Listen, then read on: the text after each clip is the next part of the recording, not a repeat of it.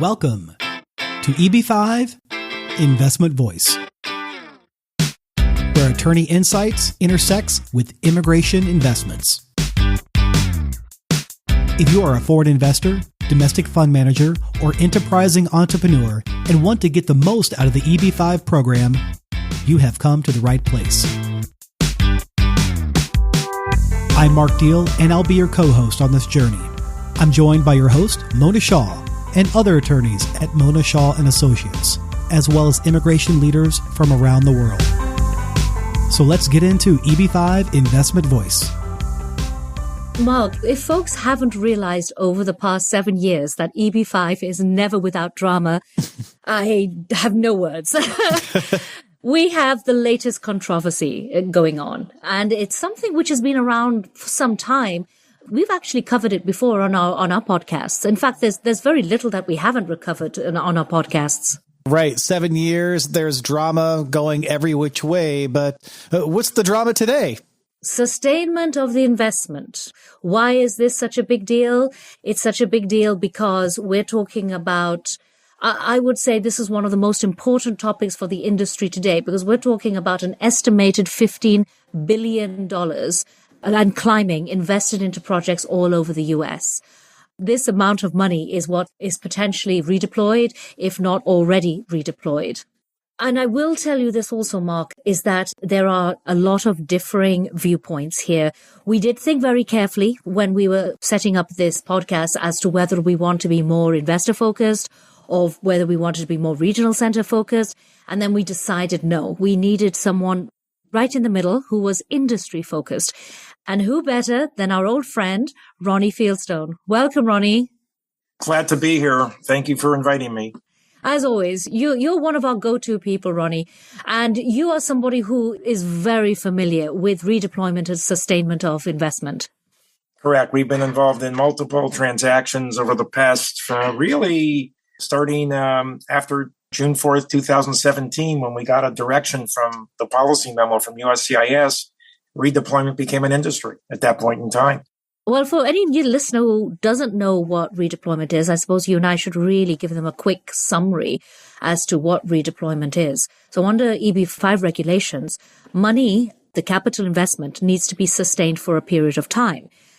With all of the delays that have been happening and with some of the projects managing to complete a little earlier than planned, the money has come back into either the project or the regional center, Ronnie. And then what happens? First of all, ideally, a project eventually repays either the investment. So the investment could be a loan. It could be a loan model where the NCE, sponsored by the regional center, has the loan repaid in whole or in part, or it could be an equity contribution. A lot of EB5 deals are preferred equity. Either way, when money is paid back, what happens when the investors have not satisfied, quote, the immigration requirement, which is the big hot topic today. I realize we're going to get into what does that mean, satisfying the immigration requirement. So the industry before June 14th, 2017, always assumed that you had to have 829 adjudication to get your money back. That was the regulations. USCIS did change that. That's right. It wasn't an assumption. It was actually in the regulations because, look, all of the old offering documents have that you cannot have a return of your capital until the 829 has been approved, not even filed. Yeah. And the policy memo clarified, which was kind of obvious, to say, wait a minute, we really didn't mean that. So they defined the concept of sustainment period, which is pretty straightforward. It means from the time you get a conditional residency, either by a visa and entering the United States with a passport or you can talk about that more, the form 485 change of status if you're in the country. The moment you get that conditional residency, you start a clock, and that's a 2-year clock. And that 2-year clock means as long as you sustain your at-risk requirement, meaning you don't get your money back on any level, after 2 years, you are now free to get your money back, notwithstanding the fact that your I-829 petition, which has probably just been filed around the same time, could take years to get resolved. And of course, that's another hot topic. How long does 829 take to get resolved? But at least you can now get your money back. You're already in the country. You have a conditional residency permission. And at least the prejudice of the 829 delay goes away a lot because you're now entitled to get your money back and you have the benefits of having a U.S. conditional residency. That was the concept behind it. And that's been the industry through that moment in time in 2017 through recent times when an issue has arisen very recently interpreting the new act. Right. But let's be fair here. Let's go back a little bit for our audience. Back in 2017, when all of this first came out, immigration attorneys like ourselves, like your firm, and a couple of others, they did come out and they argued in favor of the investor. So right now, I have to say, Ronnie, that there's a lot of regional centers who initially we did consider having come onto this podcast, and they politely declined because they really didn't want to give their opinion. Now, you know, and I know why they really did not want to come onto a podcast like this. They did not want to show that, look, we really want redeployment to stay there because everybody wants to look as though they are, investor friendly. And here's the reality. The good regional centers or the regional centers out there who really take care and follow the rules and follow the best practices do find safe, good investments to redeploy funds and follow correctly. And a lot of them do consult their investors. But there are bad actors out there, or there are careless actors, I should say, maybe not bad actors. Yeah, well, first of all, I can understand why a regional center would be reluctant to take a position because they're sponsoring projects and they don't want to take a position that would be adverse in any way, whatever position they take, because there's two sides of one could argue there's two sides of the equation. Do you accelerate the ability to get money back or do you not accelerate? And that's really the topic. And the regional centers, to some degree, at least individually, probably don't want to take a position that may otherwise affect the offerings or the projects they're sponsoring. So they're waiting for the March 20th stakeholder meeting, which we presume, not guaranteed, will at least shine light on this issue because it is a scheduled agenda item. I can understand if you're sponsoring multiple projects, why take a position that could be prejudicial to the project you're sponsoring? I completely understand that. But on the other hand, I think from an industry standpoint, I shouldn't say all agree, but mostly agree that if you had a time period where the 2-year sustainment would begin when you made the loan or the monies was applied by the investor to the NCE that made the loan, and you would then be entitled to receive your money back in 2 years, what would that do to the industry? Exactly. That's the problem. Yeah, but so here's the thing. There has to be a balance. We have, back in 2017, there really wasn't anybody for the investors. And now we have a group, AIA, who've actually been on our podcast, I believe, Mark. But they have come out with their opinion. And I feel as though their opinion is a little skewed because it doesn't really look at the business standpoint. You've been doing redeployment. You've been doing these in your documents forever.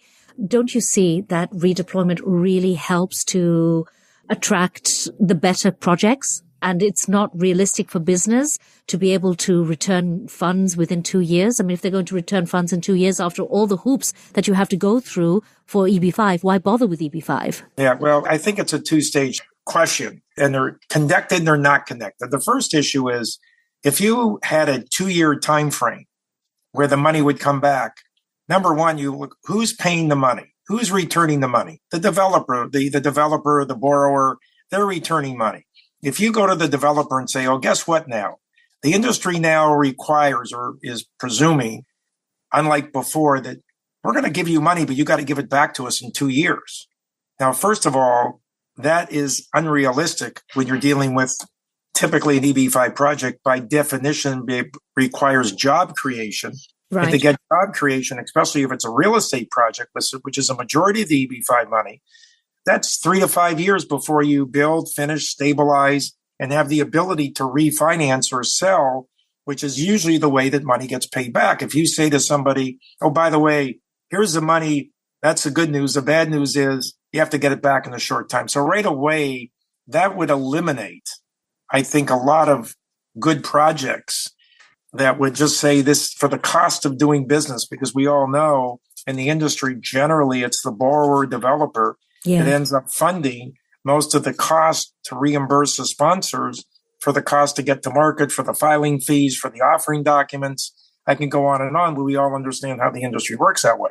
So if you had that time frame, it would really have, from an economic point of view, a terrible effect. Secondly, those projects, I would wonder what projects would agree to give money back in 2 years. Then you start worrying, and I think you said it correctly. You want to go with a legitimate developer, a high-level project. Nobody wants to give money back in 2 years. It just doesn't make sense. You cannot amortize the cost of getting involved in EB5 in 2 years. If it's 5 years to 7 years, which is the norm, then it's justifiable. Secondly, as a matter of reference, because it's public information, there was a letter sent by John Cornyn, senator from Texas, on January 24th to... just going to ask you about that. Yes. Yeah, to Secretary Mayorkas. And he said the same thing. He said it's not realistic in creating tension that you try to pay money back in that time period. It just doesn't make sense. And he took that position too, that the intent was never in the statute, that it would be inconsistent with the RIA to otherwise now accelerate the time period for which an investor can get their money back. And the other concept is don't forget, the RIA was supposed to, one, help the investor, and at the second time, not otherwise allow the investor to get a shortcut. I mean, let's understand, the investor has to have their money deployed to create the jobs. And if you got them their money back in 2 years, I don't think that was the intent of the legislation, to get them that type of additional benefit that was not contemplated. The RIA was primarily there to protect the investor in many ways from bad actors. So I think that you would eliminate a lot of players in the industry. Like, for instance, how does a regional center otherwise sustain itself, pay its expenses? Exactly. Here's the thing. Last week, I was with other people from the leadership of IIUSA lobbying on the Hill. And we spoke to a number of staffers from the House and stuff. And of course, a lot of them aren't familiar with EB5. One staffer did ask, isn't this just buying a green card? And we had to go through the explanation. No, this isn't buying a green card because, and then gave them all the steps as to, the time and the entrepreneurial nature of this program. And also point out the fact that this is one of the only programs in the whole world where you are creating jobs. Again, you are right. If you have a 2-year period, and I'm not siding with the regional centers over investors or one way or the other, it just doesn't make business sense. You cannot create jobs if you are going to take your money back within 2 years, because how many businesses are even profitable in year one, let alone in year two? Well, if you look at the job count, in The Economist, you have direct and indirect jobs. We all know that to get the direct and indirect jobs on construction, your construction period's got to go 2 years. So as a practical matter, even the job creation model would be greatly influenced if a project construction was less than 2 years, which can happen.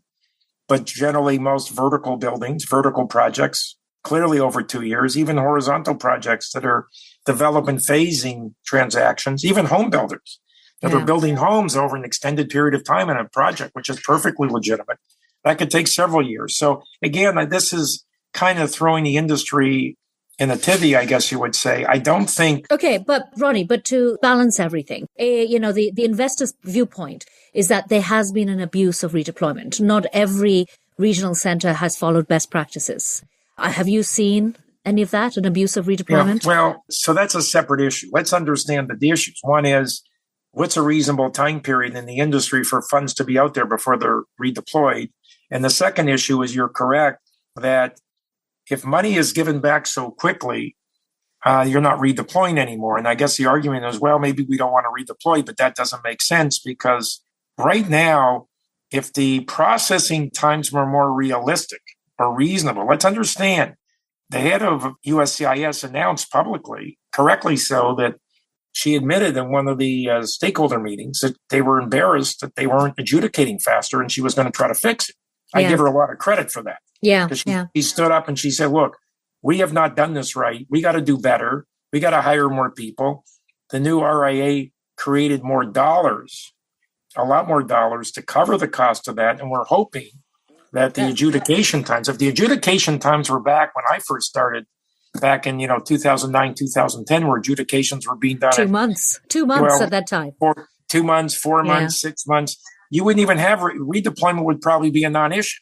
Yeah. Because when you do the math, you come to the country, you're here, you do your 2-year sustainment, the loan matures, you're not redeploying at all. You wouldn't even be redeploying. So the redeployment arose because of retrogression, primarily in China, also India, Vietnam for a short time, and because the delay in just adjudications to get people 526 and get in the country is so long that the industry, from a regulatory standpoint, has created this huge backlog that's necessitated extending the at-risk requirement and therefore necessitating redeployment. Now, I don't think the new act directly tells you how to redeploy, with a few exceptions. Yes. There is a lot of requirements on the regional center and on the participants to continuously certify that they are complying with the RIA.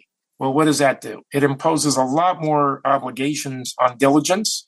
And so therefore, when you talk about redeployment, I mean, forgetting the law, there's a what I call an ethical and industry standard and investor protection obligation. And that is due diligence, independence, arm's length negotiations, making sure that if it's a loan, it's administered properly with some independence and things like that. We need to. Yeah, but Ronnie, things can happen. You see, again, to come up with the investor standpoint, you could have all the due diligence you like, but then circumstances can change. And then at a later stage, if your money is returned and then it's lost in a second offering, which the investor has no choice about. I mean, that's the area here where we're really looking at. Well, that's a very good question. So when we do redeployment, what do we do? We first of all, we look at the corporate documents. And since the policy memo was adopted, a lot of offering documents immediately focused on redeployment and then put standards there. Some gave investors consent. Some had, a lot of documents we did had detailed requirements of loan to cost, loan to value, standards where the redeployment had to be within a certain criteria, things like that, where there's direction. Yeah. And then we advise anybody redeploying that they got to treat it like a brand new, even though it's technically not a securities offering. In one hand, it's got to be treated like that because you're going to investors and you're redeploying their money. I don't think that's a security, but you have corporate issues of governance, which is just as important, that you need to make sure that they're getting the same type of protections they got in the first round. So what's your solution here? So if you had USCIS listening to you right now, I'll tell you what I would say. My personal solution is redeployment should not be part of USCIS because I don't think USCIS is equipped either they have with experienced officers, nor do they have the resources nor the time to administer anything in relation to redeployment checks. I think redeployment itself should be moved out of USCIS and taken to Chamber of Commerce. And I've been arguing this since 2020. Yeah. That's my opinion. I don't know what you would have as a solution. Well, I have an opinion, but it's not agreeing or disagreeing with you. The question is, can USCIS staff the appropriate people to otherwise, when they do their inspections, because they're doing inspections of regional centers like at least every 2 years now, and there's money to do that, and they're visiting projects, which is good. I don't know if they're visiting redeployment transactions or clearly visiting all existing projects to make sure they get completed and the jobs are created. And I understand they actually make personal visits now to do that. Yes. They have to do that. They're taking pictures. But there's a lot of controversy about these personal visits, though. They're sending people out without, they come randomly. And then there's often somebody in the office or wherever the site is or whatever who doesn't know who they are or doesn't even understand about EB5. And then wrong questions are coming out and then the reports aren't there. I know there are a ton of problems with the site visits. So they leave a lot to be desired. That's why I'm saying I don't believe USCIS has the resources to handle redeployment. Yeah. Well, the question is, it's an interesting industry issue. Right. Clearly, the initial project, it's policed. There's reporting. There's detailed requirements related to that. Initial project. Yeah, we're not talking about that. Yeah, but one would argue, well, the regional center is still sustaining a project. There is a continuing obligation to report to make sure you maintain the at-risk requirement. in that program. Now, from an economic point of view, there may not be any specific requirements as to governance and what you do once you pay the first loan or investment back. But from an industry point of view, if you don't do it right, what we advise clients is if you don't do it right, you then subject the sponsor, potentially the developer, maybe or maybe not the regional center, to litigation for improperly, one, not returning money that should be returned. What happens if an investor withdraws and you're repay? Why wouldn't you give them their money back? That question comes up all the time. Right. How do you deal with an investor that already met the 2-year sustainment period? Are you going to give them their money back? Depends on what the documents say. But generally, we advise from an investor standpoint, if you've done what you've had to do and you met your 2-year sustainment period and the money's prepaid, it's reasonable to assume that you should be treated appropriately as long as it doesn't prejudice the redeployment. Now, what becomes complicated is where you have partial repayments. Now it gets really complicated. Yes. And that's happening, Ronnie, more and more. You have a $50 million loan and you get repaid $25 million. Yeah. Okay. But Ronnie, not every project we know right now, interest rates are sky high, and the chances are, with everything I have read, that the interest rates are going to go up. If the interest rates are going to go up even more, nobody is refinancing. So here we're looking at extension of loans. Secondly, what if a project is not doing well? And there's a lot of projects out there right now who are just recovering from COVID. And it's actually now that some of the real effects of COVID are taking place. And thirdly, and I know there's a compound question here, what about projects which are operational and that they don't necessarily, there isn't a payback in the same way they would be as a real estate? Well, all good questions. First of all, when we do offering documents, there's always an exit strategy. You always have an exit strategy. So usually if it's a loan, it's always a clear-cut exit strategy. It's a maturity date with an extension right. Now, as you said correctly, COVID, the economy, and inability to refinance, all those issues, cost increases are headwinds. Yeah. And developers legitimately may be having trouble where they budgeted a refinance to take out EB5. They can no longer get the amount of money they need. They may get partial refinancing, but not whole. Yeah, but Ronnie, why would somebody refinance at a super high rate when it's EB5 money and they don't need to refinance at that rate? It doesn't make sense. So those situations are there. Well, that's a good question, and a lot depends on the asset class. And I'll give you an example.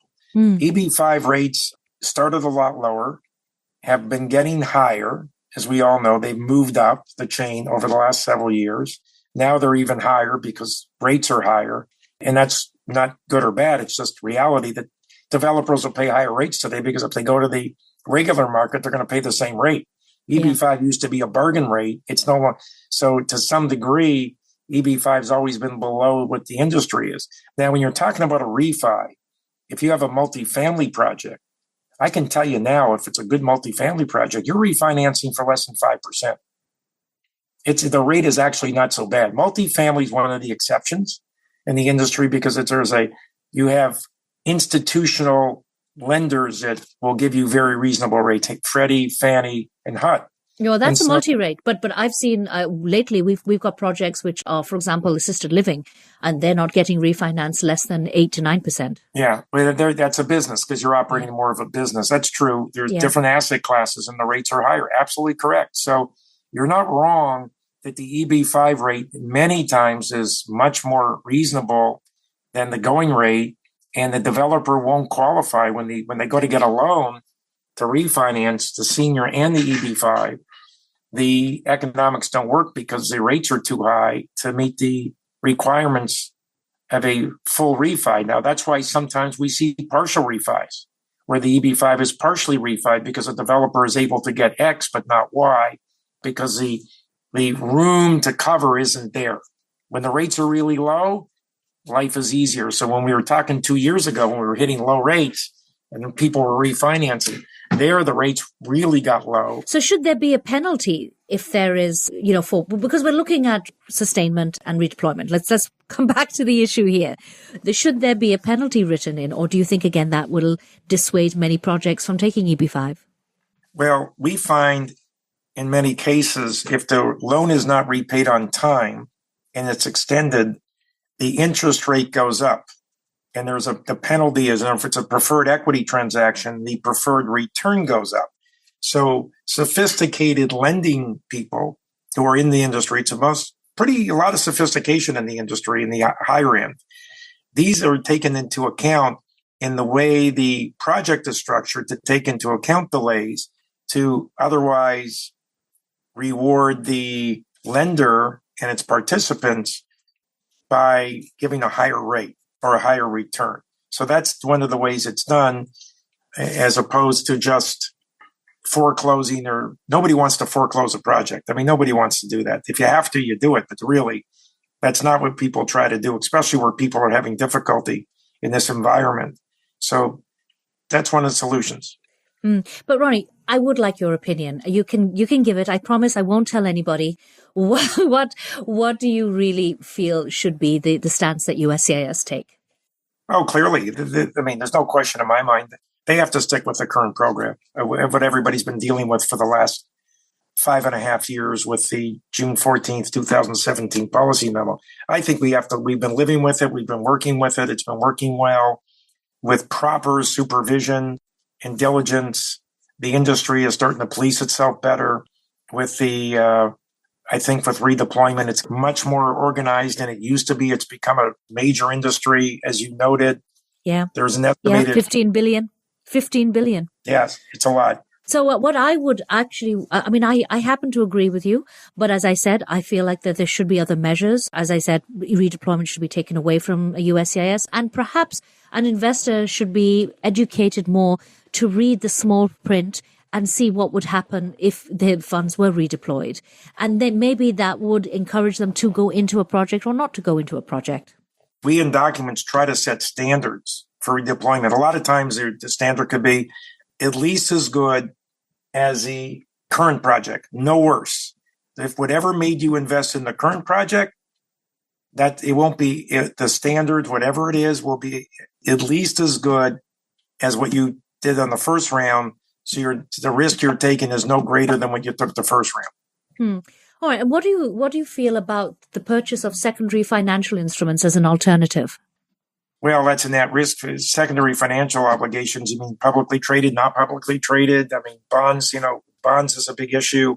If there's a market for bonds and it doesn't qualify, it's an at-risk requirement. I mean, USCIS has imposed this at-risk requirement on the redeployment of money because that's their position. They could have taken a different approach or could have given the money back, but their position is we want you to stay at risk. And ideally, the money needs to be, redeployed in a similar, don't forget it, under the current rules, it's got to be in a similar business.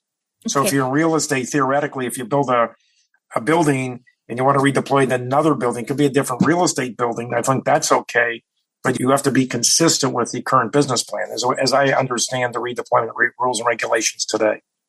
Yeah, and I think it also goes back to the reason that it is an at-risk program. At the end of the day, you have to take a chance. Somebody took a chance on Amazon when they were still in somebody's garage, and somebody took a chance on Microsoft. And I think that is the encouragement here, that one of these projects, maybe another Microsoft or maybe another Amazon, but only if you allow it. Because if there was a guarantee here, who is ever going to invest in a lot of the projects which are out there? Yeah, correct. And by the way, let's understand that a substantial majority, well over 90% of EB5 funds, both initially and redeployment, are in real estate-based projects. Land, that includes hotels, even though it's an operating business, it's real estate-based. So really, most of the money is real estate-based. And the obvious reason for that is because investors like a fixed asset and not an operating business. They feel more comfortable. Unless you're dealing with a large company that's guaranteeing the loan, then if you have an operating business, there's a little less concern. Even senior housing is real estate based because it's a building.